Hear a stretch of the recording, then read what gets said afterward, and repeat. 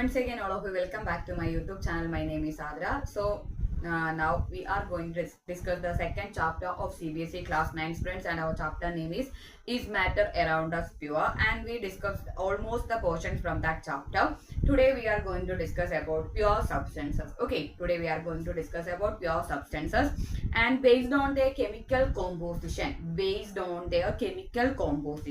substances can be classified into elements or compounds. Okay, based on their chemical composition. Chemical കോമ്പോസിഷന്റെ അടിസ്ഥാനത്തിൽ നമ്മൾ pure സബ്സ്റ്റൻസസിനെ രണ്ടായിട്ടാണ് എന്ത് ചെയ്തിരിക്കുന്നത്, classify ചെയ്തിരിക്കുന്നത്. അത് എലമെന്റ്സ് അല്ലെങ്കിൽ എന്താണ്, കോമ്പൗണ്ട്സ് എന്നാണ് പറയുന്നത്. ഓക്കെ, സോ കെമിക്കൽ കോമ്പോസിഷന്റെ ബേസിൽ നമുക്ക് സബ്സ്റ്റൻസസിനെ എത്ര ആയിട്ട് ക്ലാസിഫൈ ചെയ്യാം, രണ്ടായിട്ട് ക്ലാസിഫൈ ചെയ്യാം. ഒന്നെന്ന് പറയുന്ന എലമെന്റ്സ്, മറ്റൊന്ന് എന്താണ്, കോമ്പൗണ്ട്സ്. എലമെന്റ്സ് ഓർ കോമ്പൗണ്ട്സ് എന്നാണ് പറയുന്നത്. അതിനകത്ത് നമ്മൾ ഫസ്റ്റ് പഠിക്കാൻ പോകുന്നത് എലമെന്റ്സിനെ പറ്റിയിട്ടാണ്. Okay, today we are going to discuss about that elements. നമ്മൾ ഇന്ന് പറയുന്നത് എലമെന്റ്സിനെ പറ്റിയിട്ടാണ്. അപ്പം ഈ എലമെന്റ് എന്ന വേർഡ് ഫസ്റ്റ് ആയിട്ട് യൂസ് ചെയ്ത് റോബർട്ട് ബോയ്ലി എന്നൊരു സയന്റിസ്റ്റ് ആയിരുന്നു. ഓക്കെ, റോബർട്ട് ബോയ്ലി എന്നൊരു സയന്റിസ്റ്റ് ആണ് എലമെന്റ് എന്ന ഒരു വേർഡ് ഫസ്റ്റ് ആയിട്ട് എന്ത് ചെയ്ത് യൂസ് ചെയ്തത്. 1661 അദ്ദേഹം എന്ത് ചെയ്തത്, ആ ഒരു വേർഡ് ആദ്യമായി യൂസ് ചെയ്യുന്നത്. ദെൻ അതിന് കൃത്യമായിട്ടൊരു എക്സ്പെരിമെന്റലി അതിന് നല്ലൊരു ഡെഫിനിഷൻ ഒക്കെ കൊടുത്തത് അന്റോണി ലോറൻ ലാവോസിയർ എന്നൊരു സയന്റിസ്റ്റ് ആയിരുന്നു. അപ്പൊ അദ്ദേഹം ഒരു ഫ്രഞ്ച് കെമിസ്റ്റ് ഒക്കെ ആയിരുന്നു ഈ അന്റോണി ലോറൻ ലാവോസിയർ എന്ന് പറയുന്നത്. അദ്ദേഹമാണ് ഈ എലമെന്റ് എന്ന ആ ഒരു ടേമിന് കൃത്യമായിട്ടൊരു ഡെഫിനിഷൻ കൊടുത്ത വ്യക്തിയാണ് അന്റോണി ലോറൻ ലാവോസിയർ. ഓക്കെ, അദ്ദേഹം പറയുന്നത് എന്ത് വെച്ചാല് elements means the basic form of matter. Okay, the basic form of matter are known as elements, and they cannot be broken down into simpler form by chemical reaction. അപ്പം ഒരു matter അല്ലെങ്കിൽ ഒരു വസ്തുവിന്റെ basic ഫോമിന് നമ്മൾ എന്തെന്ന് പറയുന്നത്, element എന്ന് പറയുന്നത്. ഒരു കെമിക്കൽ പ്രോസസ്സിലൂടെയും ആ എലമെന്റിനെ നമുക്ക് എന്ത് ചെയ്യാൻ പറ്റില്ല എന്നാ പറയുന്നത്, സിംപ്ലർ ഫോമിലേക്ക് കൺവേർട്ട് ചെയ്യാൻ പറ്റില്ല എന്നൊരു ഡെഫിനിഷൻ അതിന് കൊടുത്ത വ്യക്തിയാണ് അന്റോണി ലോറൻ ലാവോസിയർ എന്ന് പറയുന്നത്. അപ്പം എലമെന്റ് എന്ന വേർഡ് ആദ്യമായി യൂസ് ചെയ്യുന്നത് റോബർട്ട് ബോയ്ലി ആണ്. എന്നാൽ പോലും അതിന് കൃത്യമായിട്ടൊരു ഡെഫിനിഷൻ കൊടുത്ത വ്യക്തിയാണ് Antoine Lauren Lavoisier. Okay, Antoine Lauren Lavoisier gave the correct definition of that elements. Okay, then according to that Anthony Lawrence Lavoisier, what is the definition of elements?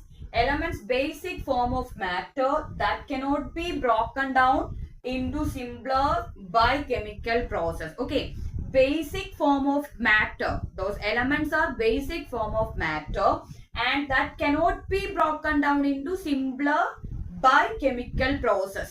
Okay, ഒരു മാറ്ററിന്റെ basic form ആണ് എന്തെന്ന് പറയുന്നത്, element എന്ന് പറയുന്നത്. അതിനെ നമുക്ക് എന്ത് ചെയ്യാൻ പറ്റില്ല, സിംപ്ലർ ഫോമിലേക്ക് കൺവേർട്ട് ചെയ്യാൻ സാധിക്കില്ല. ഒരു കെമിക്കൽ പ്രോസസ്സിലൂടെയും അതിന്റെ സിംപ്ലർ ഫോമിലേക്ക് കൺവേർട്ട് ചെയ്യാൻ സാധിക്കാത്ത വസ്തുക്കളെയാണ് എന്തെന്ന് പറഞ്ഞത്, എലമെന്റ്സ് എന്ന് പറഞ്ഞത്. ആര് പറഞ്ഞത്, Antoine Lauren Lavoisier. Who use that term first, that element, who use that element term firstly? The answer is Robert Boyle used that term element firstly. Then who gave the definition related to that element? Okay, Anthony Lawrence Lavoisier gave definition related to elements. What is the definition related to that Anthony Lawrence Lavoisier? That element means basic form of matter that cannot be broken down into simpler by chemical process. Okay, ഒരു മാറ്ററിന്റെ basic ഫോമിനെയാണ് നമ്മൾ എന്തെന്ന് പറയുന്നത്, elements എന്ന് പറയുന്നത്. ഒരു chemical പ്രോസസ്സിലൂടെ നമുക്ക് അതിനെ എന്ത് ചെയ്യാൻ പറ്റത്തില്ല, സിംപ്ലിഫൈ ചെയ്യാൻ സാധിക്കത്തില്ല. അത്തരം വസ്തുക്കളെ എന്തെന്ന് പറയുന്നത്, എലമെന്റ്സ് എന്ന് പറയുന്നത്. Okay, then these elements can be classified into 3 types. Okay, elements can be classified into 3. elements നമുക്ക് എത്ര ആയിട്ട് ക്ലാസിഫൈ ചെയ്യാം, 3 ആയിട്ട് ക്ലാസിഫൈ ചെയ്യാൻ സാധിക്കും. means metals, non-metals and metalloids. Okay, elements are classified into metals, non-metals and metalloids. elements നമ്മൾ 3 ആയിട്ട് classify ചെയ്തിട്ടുണ്ട്, metals എന്നും metalloids എന്നും non-metals എന്നും. Okay, first one related to metals. First നമ്മൾ പറയാൻ പോകുന്നത് എന്തിനെ പറ്റിയിട്ടാണ്, മെറ്റൽസിനെ പറ്റിയിട്ടാണ്. സോ നിങ്ങൾക്ക് മെറ്റൽസിനെ പറ്റി അറിയാം, കാരണം 8th മെറ്റൽസിനെ പറ്റിയിട്ട് ഒരു ചാപ്റ്റർ തന്നെ ഉണ്ടായിരുന്നു. അപ്പൊ അതിന്റെ ഫിസിക്കൽ പ്രോപ്പർട്ടീസ് തന്നെയാണ് നമ്മൾ ഇവിടെ പറയുന്നത്. ഇവിടെ ഈ മെറ്റൽസ് റിലേറ്റ് ചെയ്ത് പറയുന്നത്. അപ്പൊ മെറ്റൽസ് എന്താണ്, ഹാർഡ് ആണ്, ദേ ആർ ലസ്ട്രസ് മീൻസ് എന്തുണ്ട്, തിളക്കമുണ്ട്. They are malleable. Malleable means എന്താണ്, we can hammered into thin sheets, നമുക്ക് അതിനെ എന്ത് ചെയ്യാം, അടിച്ച് പരത്താൻ സാധിക്കും. Then ductility, metals are ductile means they can be drawn into wires, അതിനെ നമുക്ക് എന്താക്കി മാറ്റാൻ സാധിക്കും, വയേഴ്സ് ആക്കി മാറ്റാൻ സാധിക്കും. then they are good conductors of heat and electricity, അതെന്താണ്, ഹീറ്റിന്റെയും ഇലക്ട്രിസിറ്റിയെയും നന്നായിട്ട് അതിനകത്തൂടെ കടത്തിവിടുന്ന വസ്തുക്കളാണ് എന്തെന്ന് പറയുന്നത്, മെറ്റൽസ് എന്ന് പറയുന്നത്.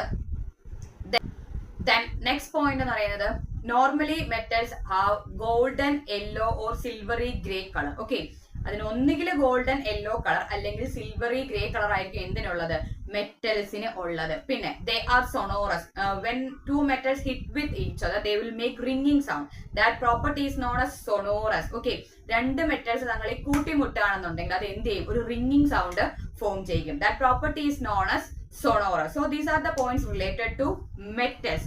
so they are lustrous and their color may be silvery gray or golden yellow. then next one, they are lustrous നമ്മൾ പറഞ്ഞല്ലേ, they are malleable, ductile, good conductors of heat and electricity.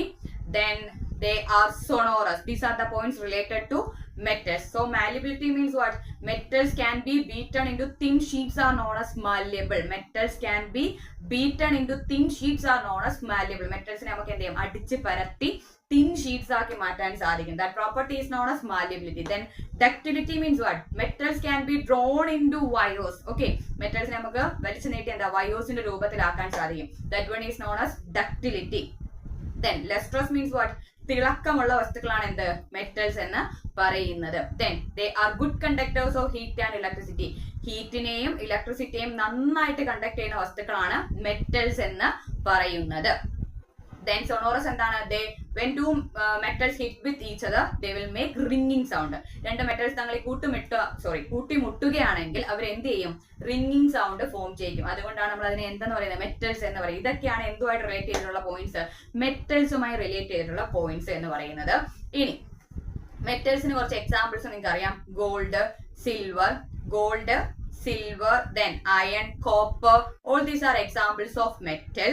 then അവരെന്തായിരിക്കും, normally hard ആണ് ഈ metals അല്ലെ, but there is one exceptional case related to mercury. okay, mercury is an example of metal but that thing exists in liquid form. okay, mercury എന്ന് പറയുന്നത് എന്താണ്, ഒരു metal ആണെങ്കിലും അത് എക്സിസ്റ്റ് ചെയ്യുന്നത് ലിക്വിഡ് ഫോമിലാണ്. That's one exceptional case related to metals. മെറ്റലുമായി relate ചെയ്ത് വരുന്ന ഒരു എക്സെപ്ഷണൽ കേസ് ആണ് എന്തെന്ന് പറയുന്നത്, ഈ മെർക്കുറി എന്നത് ലിക്വിഡ് ഫോമിൽ എക്സിസ്റ്റ് ചെയ്യുന്നു എന്നൊരു കാര്യം. ദെൻ നെക്സ്റ്റ് വൺ എന്ന് പറയുമ്പോൾ എന്താണ്, നോൺ മെറ്റൽസ്.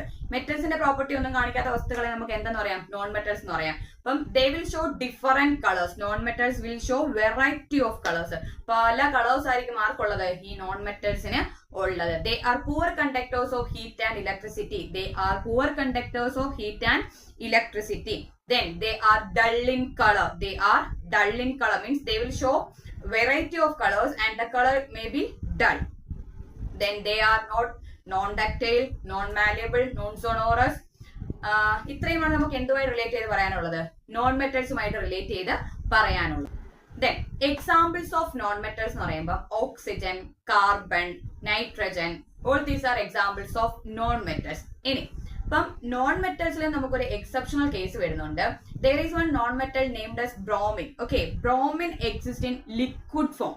ബ്രോമിൻ എന്ന് പറയുന്നത് നോൺ മെറ്റൽസ് നോർമലി എന്ത് ഫോമിലാണ് കാണപ്പെടുന്നത്, ഗേഷ്യസ് ഫോമിലാണ് കാണപ്പെടുന്നതെങ്കിലും ലിക്വിഡ് ഫോമിൽ കാണപ്പെടുന്ന ഒരു നോൺ മെറ്റൽ ആണ് ബ്രോമിൻ എന്ന് പറയുന്നത്. അപ്പം ലിക്വിഡ് ഫോമിൽ കാണപ്പെടുന്ന മെറ്റൽ ആണ് മെർക്കുറി, ലിക്വിഡ് ഫോമിൽ കാണപ്പെടുന്ന ഒരു നോൺ മെറ്റൽ ആണ് ബ്രോമിൻ എന്ന് പറയുന്നത്. then there is some elements are intermediate property of these metals and non-metals. okay, ചില എലമെന്റ്സിന് മെറ്റൽസിന്റെയും നോൺ മെറ്റൽസിന്റെയും ഒരു ഇന്റർമീഡിയറ്റ് പ്രോപ്പർട്ടി ഉണ്ടെങ്കിൽ നമ്മൾ അതിനെ പറയുന്ന പേരാണ് metalloids. Okay, metalloids will show the intermediate properties of metals and non metals. മെറ്റലിന്റെ പ്രോപ്പർട്ടിയും നോൺ മെറ്റലിന്റെ പ്രോപ്പർട്ടിയും ഒരുപോലെ കാണിക്കുന്ന വസ്തുക്കളെ നമ്മൾ എന്തെന്ന് പറയുന്നത്, മെറ്റലോയിഡ്സ് എന്ന് പറയുന്നത്. Okay, so some examples of metalloids, boron, silicon and germanium are examples of metalloids. okay, metalloids means they will show the intermediate properties of metals and non-metals are known as metalloids. The examples of metalloids are silicon, germanium and boron are examples of metalloids. okay, there is one box given in your textbook. To know more, കൂടുതലായിട്ട് അറിയാൻ വേണ്ടി എന്ന് പറഞ്ഞാൽ അവിടെ ഒരു box തന്നിട്ടുണ്ട്. അതിനകത്ത് നമ്മുടെ ഈ എലമെന്റ്സിനെ പറ്റിയിട്ടാണ് എന്ത് ചെയ്യുന്നത് പറയുന്നത്. So there is one table for this elements. ഈ ടേബിൾ എലമെന്റ്സിന് വേണ്ടിയിട്ട് അവിടെ ഒരു ടേബിൾ ഉണ്ട്. That table is known as periodic table. Okay, ഒരു ടേബിൾ എലമെന്റ്സിനെ അറേഞ്ച് ചെയ്ത് വെച്ചിരിക്കുന്ന ഒരു ടേബിൾ ഉണ്ട്. അതിന്റെ പേരാണ് എന്ത്? Periodic table. In that periodic table nowadays there is totally 118 elements are there. Okay, 118 elements are there. In that 118, 92 elements are naturally occurring, remaining are artificially made. Okay, ആ periodic ടേബിളിനകത്ത് ഉള്ളത് 118 എലമെന്റ്സ് മൊത്തത്തിലുണ്ടെങ്കിലും 92 elements എന്താണ്? Naturally occurring, നമ്മുടെ പ്രകൃതിയിൽ തന്നെ ഉള്ളതാണ്. Remaining are artificially made, man made ആയിട്ടുള്ള എലമെന്റ്സ് ആണ് ബാക്കിയുള്ള ഇത് എന്ന് പറയുന്നത്. ദെൻ ഇതിനകത്തെ ഓൾമോസ്റ്റ് എലമെന്റ്സും എന്ത് ഫോമിലാണ്? സോളിഡ് സ്റ്റേറ്റിൽ തന്നെയാണ് കാണപ്പെടുന്നത്. പക്ഷെ അതിനകത്ത് ഒരു 11 എലമെന്റ്സ് ഗേഷ്യസ് സ്റ്റേറ്റിലാണ് കാണപ്പെടുന്നത്. ഓക്കെ, 11 എലമെന്റ്സ് എന്ത് സ്റ്റേറ്റിലാണ് കാണപ്പെടുന്നത്? ഗേഷ്യസ് സ്റ്റേറ്റിലാണ് കാണപ്പെടുന്നത്.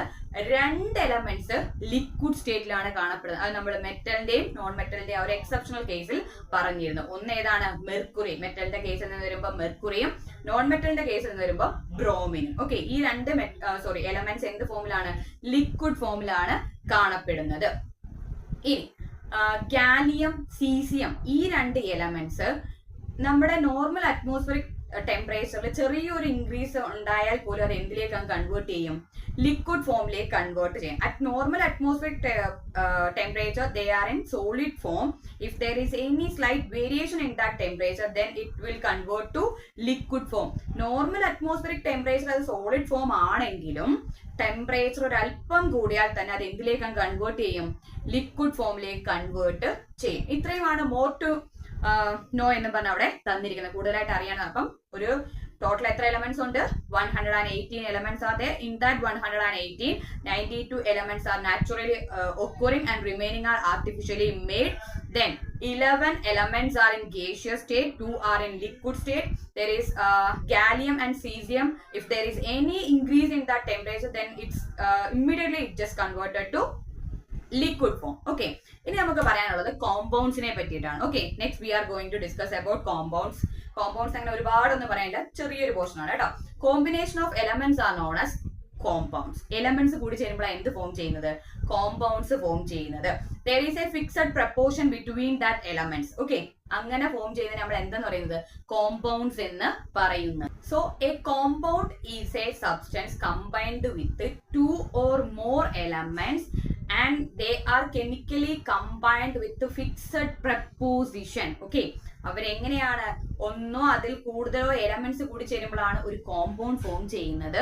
And they are combining together within A fixed proportion. Okay, വെറുതെ അങ്ങ് കൂടി ചേരുകയല്ല, കൂടി ചേരുന്നതിന് കൃത്യമായിട്ടൊരു പ്രപ്പോർഷൻ ഉണ്ടായിരിക്കും എന്ന് പറയുന്നത് കോമ്പൗണ്ട്സ് എന്ന് പറയുന്നത്. അപ്പൊ പ്യുവർ സബ്സ്റ്റൻസിനെ നമുക്ക് രണ്ടായിട്ട് ക്ലാസിഫൈ ചെയ്യാം, എലമെന്റ്സ് എന്നും കോമ്പൗണ്ട്സ് എന്നും. എലമെന്റ്സ് നമ്മൾ ഫർദർ ആയിട്ട് ക്ലാസിഫൈ ചെയ്തതാണ് metals, non metals and metalloids. Then പറഞ്ഞതാണ് കോമ്പൗണ്ട്സ്. പിന്നെ നമ്മൾ അതിനെപ്പറ്റി കുറച്ച് കുഞ്ഞു കുഞ്ഞു കാര്യങ്ങൾ നിങ്ങൾക്ക് കൂടുതലായിട്ട് അറിയാൻ വേണ്ടിയിട്ട്. അപ്പൊ ഞാൻ പറഞ്ഞ കൺസെപ്റ്റ് നിങ്ങൾക്ക് ക്ലിയർ ആയെന്നുണ്ടെങ്കിൽ ഒന്ന് സപ്പോർട്ട് ചെയ്യാൻ ലൈക്ക് ചെയ്യുക. നമുക്ക് അടുത്ത ക്ലാസ്സിൽ വീണ്ടും കാണാം. Thank you.